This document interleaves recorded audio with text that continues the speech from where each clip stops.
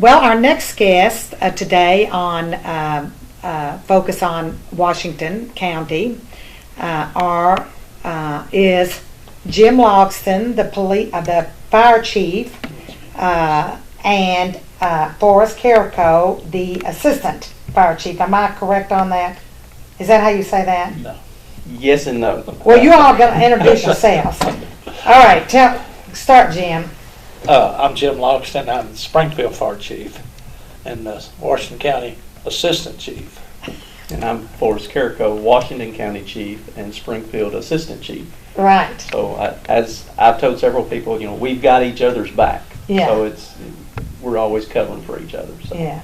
Well, it's, even having served on the city council for 4 years and prior to that having involvement in the city, I still get confused on that whole situation. Yes. And perhaps you could just go into that just a little bit for us to understand. Okay. Springfield Fire Department has been around, I think, since 1896. 1898. The Washington County Fire Department was developed or put together by the Washington County Farm Bureau Insurance Agency, I think in 1964. Up to that point, there really was no Washington County Fire Department. The Farm Bureau had it incorporated, and we've been running as two separate departments ever since then. One of the reasons for the two departments, the trucks are set up totally different for fighting fires in the rural community as opposed to fires in the city.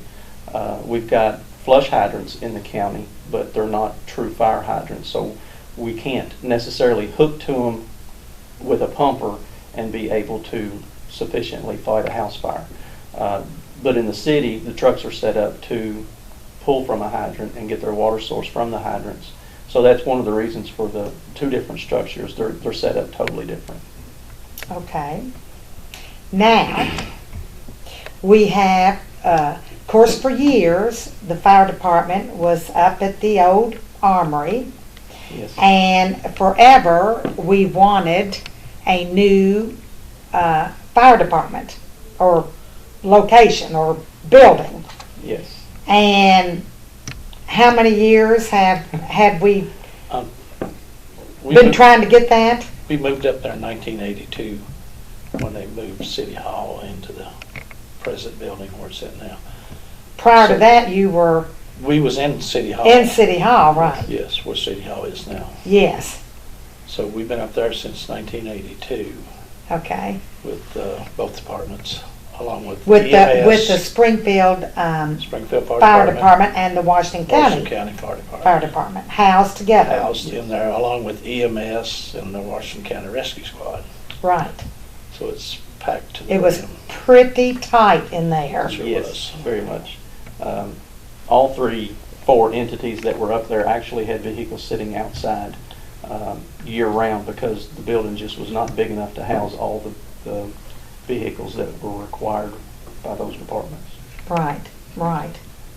So, tell me how the new fire department came about, which is beautiful and sits right on our main street and is quite an asset to our city.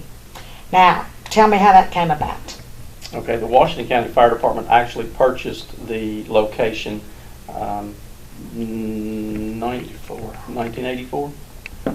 So at that point, we started dismantling the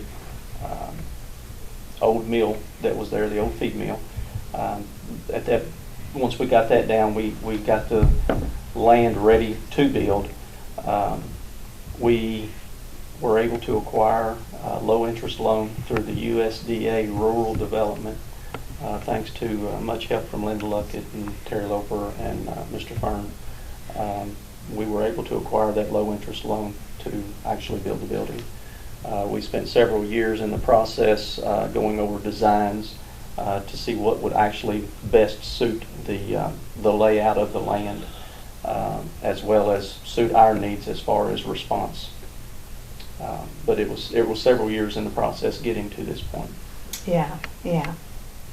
And so, now, so then you got the loan, And that took a while to get all that in place. And I know that the land down there had to be raised up because it was below flood level, and you know, you have to work on insurance and all of those things and make sure everything's up to par to be able to get approved for the USDA loan. Yes. When we first purchased the property, it was not in a floodplain. 5-6 years ago, they actually rezoned everything, and when they rezoned it, it did put it in a floodplain. So in order to get the loan and to avoid paying the higher flood insurance for the property, we were able to actually bring dirt in and raise the property level, the elevation up out of the floodplain. Yeah. And we had quite a bit of work with FEMA to do to get that floodplain issue corrected. Yeah. So you got all the money you needed through a low-interest loan to build the fire department. And this is the Springfield, Washington County fire, because you are housing both Washington County's fire trucks Yes. and Springfield's. Yes. And now tell me how that works a little bit. Well, first of all, the because we have a volunteer fire department. Yes. So, And you know, our firemen get paid on each run a little bit of a stipend yes. for each run that they make. Yes. And but now, how do we pay for these things?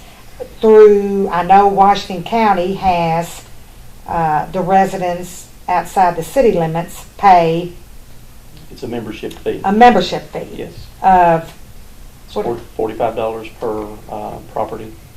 Okay. For deeded property. okay, and then our city, of course, we budget so much money to the fire department. Yes. And are there any other? Is that pretty much That pretty much explains takes care of everything. Yes. all of that? And and Washington County Fiscal Court, I suppose. No. They passed the ordinance They passed that To allows allow- the mandatory membership fee to be collected Right. through the sheriff's office. Yeah. So, what I know, you guys worked continuously.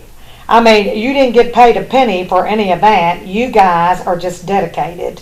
And I just can't tell you how much I appreciate it as a citizen. And I know all the residents of Springfield do, because we are very fortunate indeed to have such a good fire department and a beautiful new building. So you all worked down there continuously.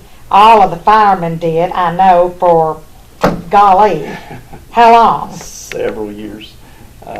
Several years getting it ready to start the construction. Several years, it seemed like, getting the floodplain issue, the loan paperwork done, and the actual construction of it. Alongside of all of that going on, we were also working on an ISO inspection, which actually we lowered our ISO rating here in this area, the city and surrounding area. Now, what's the ISO? It affects your insurance premium. It's a rating based on how fast you could respond to a fire, I guess, or did someone's... It's a lot of things figured Yeah. into that. Oh. It's your dispatch and the water and everything goes into that figure. It's just a lot of different things that give you your final figure that determines your ISO rating, Yeah. which we And the went, lower the rating, the better. the cheaper. The your cheaper insurance. my insurance is going Yes, to be yes. as a result. Yes. So you all lowered that when you came down here to this location. It was during the Process. process. The process. Of getting Us this moving going. really didn't affect it that Oh. much. It's just the fact that it all came at the same time. You know, we Okay. did our audit last year and got our rating changed last year. So, you know, it's just the fact that everything, Everything just Coming kind of into Fell it. into Yeah. place. Yeah.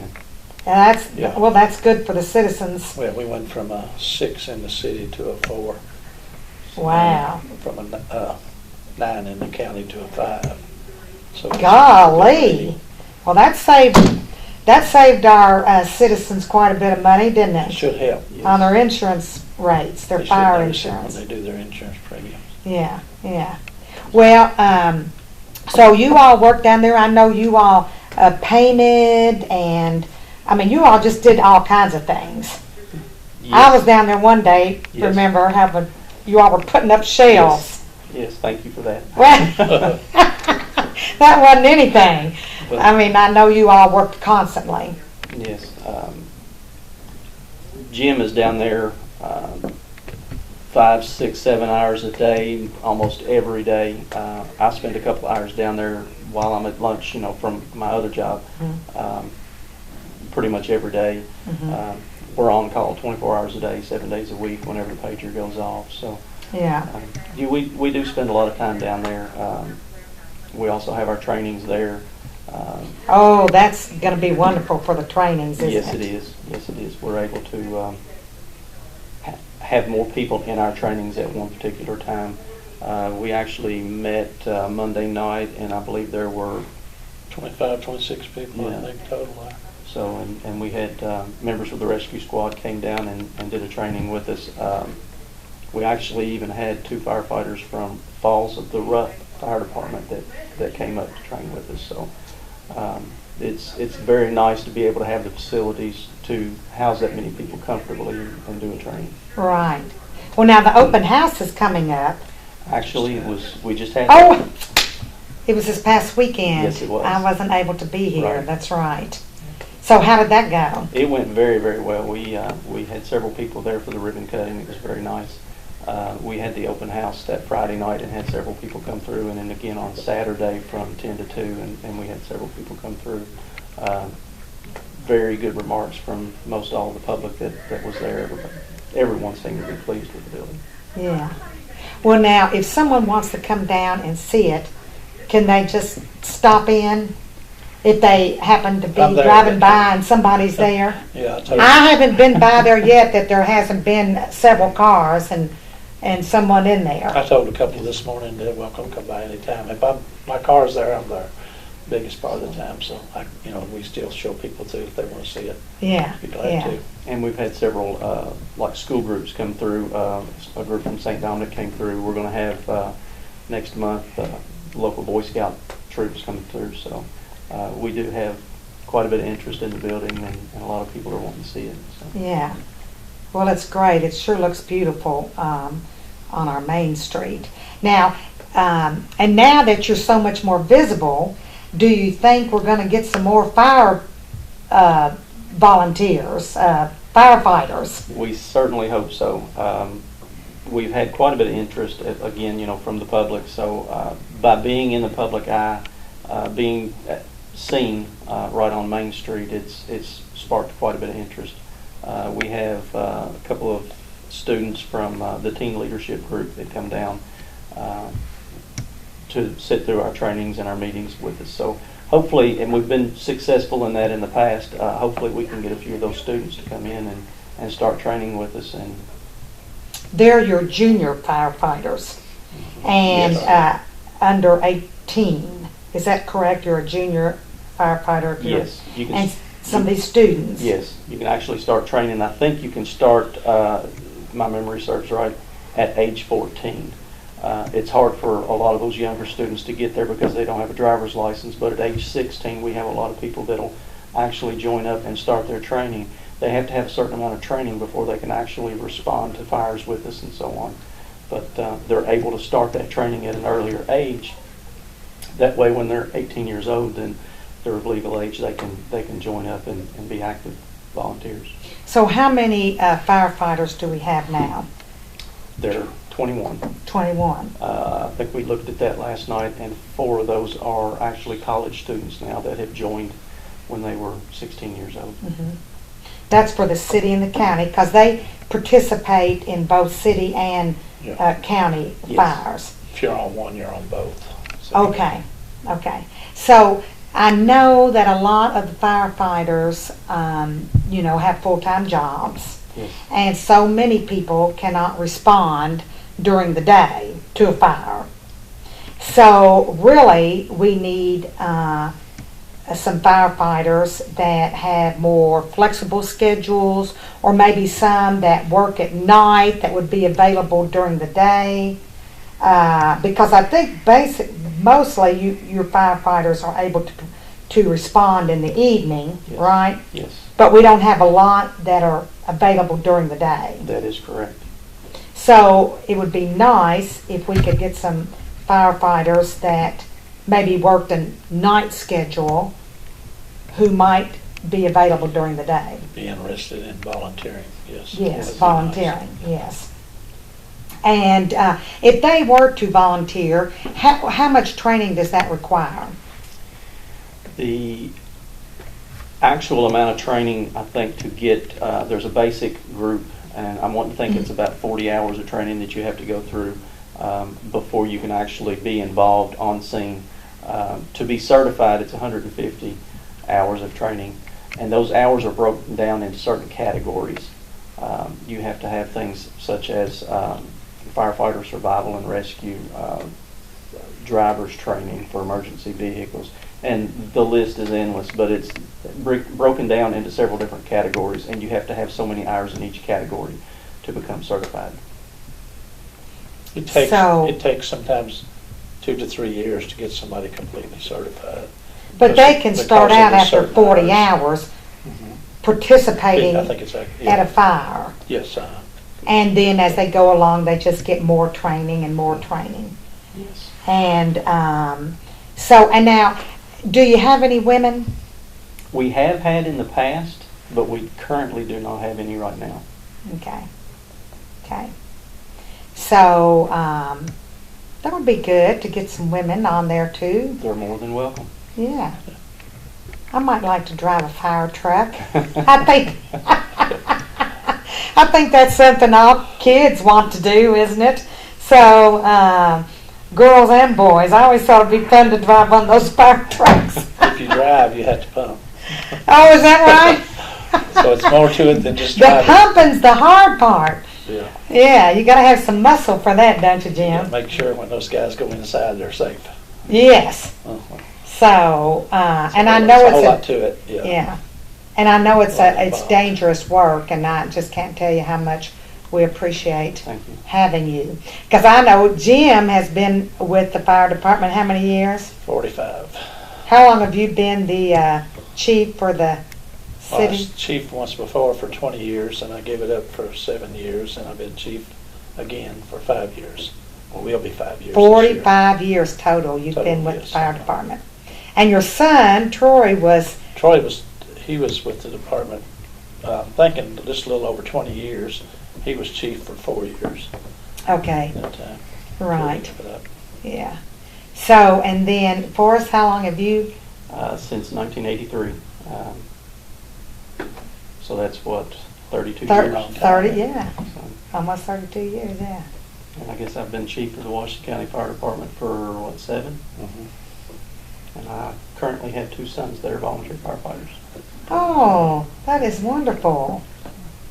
And what are their names? Wesley Carrico Wesley and Daniel Carrico. and Daniel. And how old are they?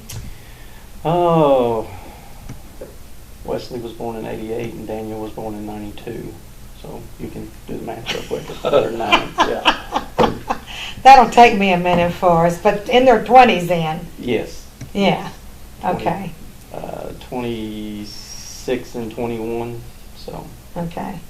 Well, that's great, that's great. and both of those started when they were 16 years old and went to college. And Daniel is still in college, but Wesley's moved back to Springfield and is still on the fire department. So. Great. So how can, if someone is interested in being a volunteer, what do they need to do? They can stop by the station anytime, someone's there, or ask one of the members that are currently on for an application. Fill out that application and get it back to us. It goes before the members to review the application and basically get started. Mm-hmm.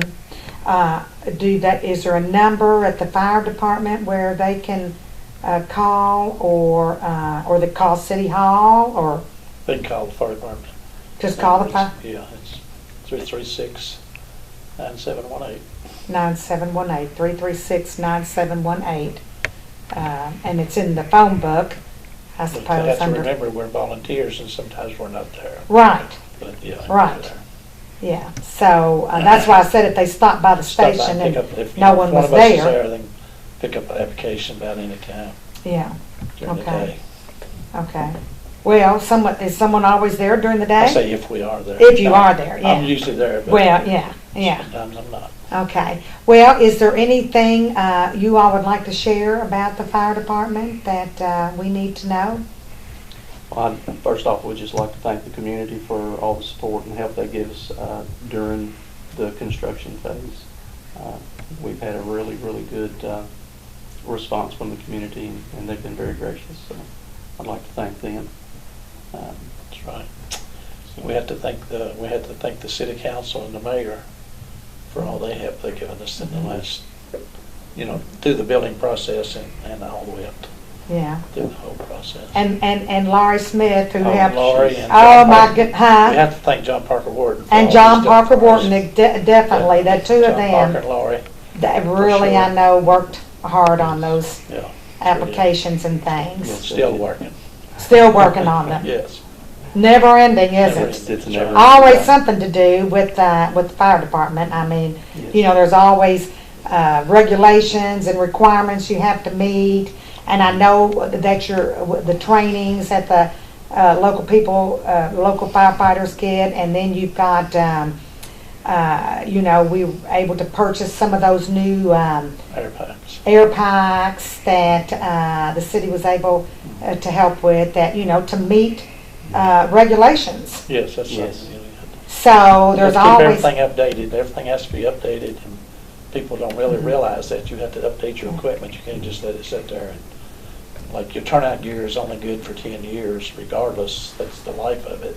yeah, So it has to be replaced. yeah. So It's it's a- an ongoing process. Everything has to be updated. The part of responding to a fire is just a little part. That's right. There's a whole lot more that goes into it, isn't Paperwork there? every day. Paperwork. Yeah. Yeah, you wouldn't believe how much has changed over the years Yeah, as far as your paperwork and lots of stuff. paperwork.